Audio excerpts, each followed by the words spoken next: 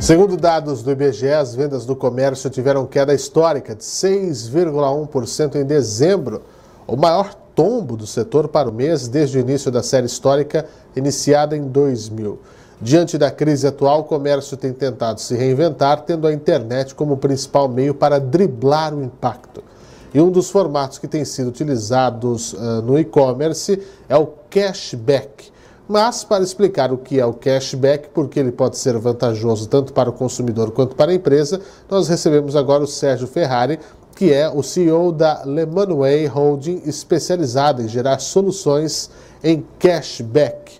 Muito boa noite, nós estamos aqui recebendo você, meu caro. Eu quero saber se eu falei corretamente o nome da empresa, Lemonway, é isso, Sérgio? Boa noite. Boa noite, Fernando. É um prazer estar aqui com vocês. A Lemonway.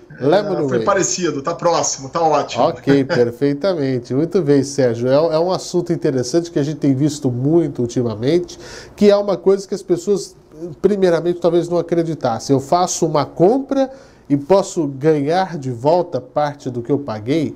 O que é o cashback? Como é que a gente explica em linhas gerais para o público que nos acompanha? Bacana, Fernando. Ótima pergunta, né? Cashback, ele no Brasil começou agora, né? Estamos falando em cashback de alguns anos para cá, mas nos Estados Unidos isso já é bastante antigo. Então, traduzindo, né, do inglês, cashback é dinheiro de volta, ou seja, você ao realizar uma compra recebe parte do dinheiro de volta. Então, vou dar um exemplo aqui. Você fez uma compra de R$100, vamos dizer que o cashback seja de 5%. Isso significa dizer que você vai receber R$5. Isso na ótica do consumidor, né?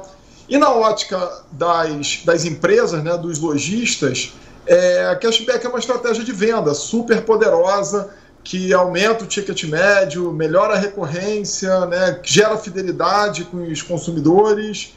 Então, esse é o cashback.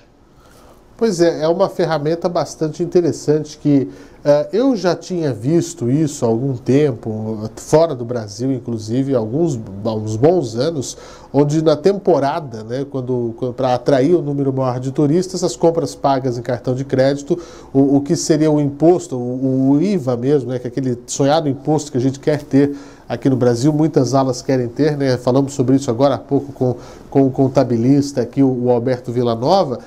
Esse valor de percentual voltava, né, em crédito para as pessoas. O cashback, ele funciona só no crédito ou ele pode também ter em outras modalidades de compra? Então, cada vez está sendo mais difundido e mais utilizado o cashback, né? No Brasil, a gente é sempre um país criativo, né? Então, algumas modalidades, inclusive diferentes das americanas, estão acontecendo hoje no Brasil. Então, sim, nos Estados Unidos é muito comum, por exemplo, as compras e receber cashback no cartão de crédito e nas empresas também, né? Plataformas de cashback que oferecem cashback. Elas direcionam consumidores para comprar nesses lojistas e elas pagam pelas compras que esses consumidores fazem, né? Então, você tem tanto esse tipo de trabalho que acontece em cartão de crédito e também para comércio eletrônico. Tem uma pesquisa da XP, se não me engano, que o e-commerce deve crescer 32% esse ano e o cashback é o que vem aí como a bola da vez. Isso ajuda, inclusive, nas compras eletrônicas. É bom para quem vende, para quem compra, e por que esse crescimento é projetado? Então, isso é uma pergunta interessante, né? Como o cashback ele ainda é uma coisa nova no Brasil, as pessoas estão se familiarizando, né, com o cashback.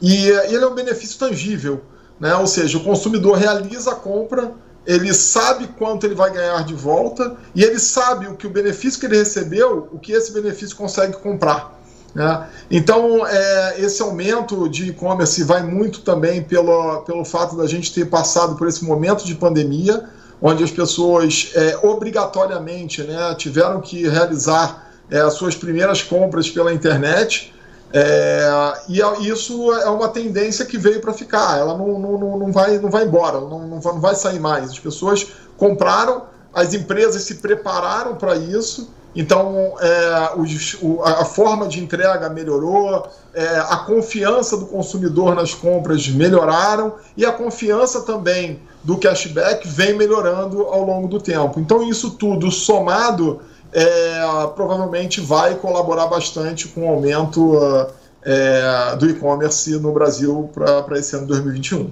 Falando especificamente do Brasil, eu gostaria de entender, Sérgio, porque eu vou dizer da minha experiência, né? Quando eu ouvi falar do cashback lá atrás, há bastante tempo, né, eu fiquei com o pé atrás, mas não é possível, como é que a gente compra alguma coisa e eles vêm devolver? A gente conhecia o programa de milhas, né, que era uma espécie porque o cashback da origem, né, no inglês, ele é um reward program, né, um programa de recompensa, como era, por exemplo, como são até hoje, inclusive, as milhas aéreas que você acumula no seu cartão, enfim, fidelidade, aquela coisa que a gente já conhecia. Agora, devolver dinheiro, né, você sempre teve isso, acumula pontos, acumula milhas, né, cada programa tinha o seu nome para poder utilizar.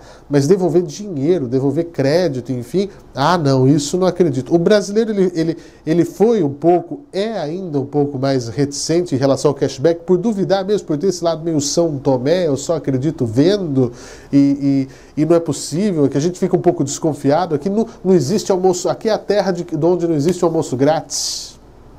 Exato. Foi ótima a sua colocação, né?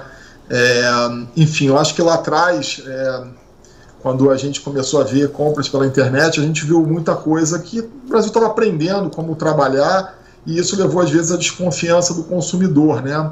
E realmente é algo que a gente pergunta, poxa, vou receber dinheiro de volta, né? Mas sim, vai. Isso é estratégia de marketing, né? Estratégia de venda, como eu falei, e estratégia de fidelização das empresas.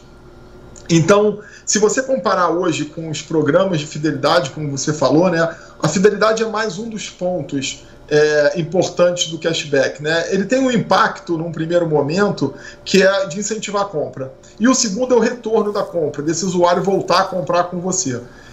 Só que qual é a diferença de quando você ganha, por exemplo, pontos ou milhas, como você falou, em relação ao cashback? Quanto vale um ponto? Né? Quanto vale uma milha? Sim. A gente não sabe, ela varia de empresa para empresa, ela varia, depende da sazonalidade. A gente sabe quanto que a conversão de dólares em pontos, mas a gente não sabe exatamente quanto esses pontos compram. Não à toa, bilhões de pontos expiram todos os anos no Brasil, né? E o cashback não, ele é benefício tangível. O consumidor, a partir do momento que ele faz a compra, é transparente.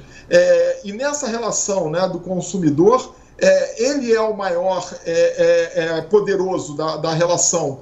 Então, você dá para ele a liberdade de escolha de como, onde ele quer gastar esse dinheiro. É maravilhoso, né? E a transparência, né, da internet, a transparência de você dizer que ele vai ganhar X% e ele recebe, vai ajudar bastante o crescimento do cashback, inclusive é o que a gente aposta a superar esses programas de pontos que existem ao longo do tempo. Pois é, eu digo a você que eu trocaria, né? Por exemplo, a operadora de telefonia móvel, né? Você vai lá e fica olhando no aplicativo, você tem 3 mil, 4 mil, 5 mil, 1 trilhão de pontos, aí você vai, entra em contato, pega o protocolo, liga, tá? Você tem 3 milhões de pontos. E o que isso faz? É R$ 4,40 que você tem de desconto num telefone de 6, 7, 8, 9 mil reais que você quer comprar. Mas, poxa, eu passei a vida inteira, eu sou cliente há 12 anos, mas o senhor já perdeu 1 milhão de pontos no ano passado, o mês passado venceu mais 5 milhões de pontos, o senhor tem que ficar atento a isso. Então não é uma coisa muito tangível, né? Fica aqui a sugestão às operadoras de telefonia, parem com esse programa malfadado de pontos e devolvam em crédito mesmo, né? Você pode baratear a conta, pode até pagar menos, você pode usar isso e vai estimular a pessoa até de repente a consumir mais serviços, né, da empresa. Se a pessoa paga a conta até o dia do vencimento, né, faz um bônus de pontualidade, um cashback maior, né, se a pessoa ela tem alguma fidelidade, alguma questão, você oferece isso, é uma possibilidade. O cashback ele pode ser amplo desse jeito. Eu estou aqui sugerindo uma coisa que vai que cola, não é? Exatamente, você faz todo sentido o que você está falando, dá transparência para o consumidor, né? O consumidor, ele não gosta de se sentir enganado, vamos dizer assim, né? Ou seja, foi o que você falou, você acumula, você acha que está realmente ganhando alguma coisa, e aí, às vezes, quando você vai ver, aquilo não vale muita coisa, né? E ele não tem paridade, né? Os pontos que valem numa operadora, ou os pontos que valem numa companhia aérea, ou os pontos que valem numa outra empresa, não são iguais. Então, você não sabe o que esses pontos compram, né? Esse é o grande diferencial do cashback. Você sabe que se você fizer uma compra, se você gastar R$100 e você receber 5% e vai ganhar R$5, você sabe o que R$5 compra, né? Então isso é muito bacana, e as pessoas poderem ter a liberdade de escolha, né? E irem em busca de cashback. Por quê, né? Eu costumo falar que às vezes as pessoas parece que não dão muito valor, né, a percentuais pequenos, mas isso faz uma grande diferença, principalmente no nosso país hoje, onde a nossa taxa de juros está 2%.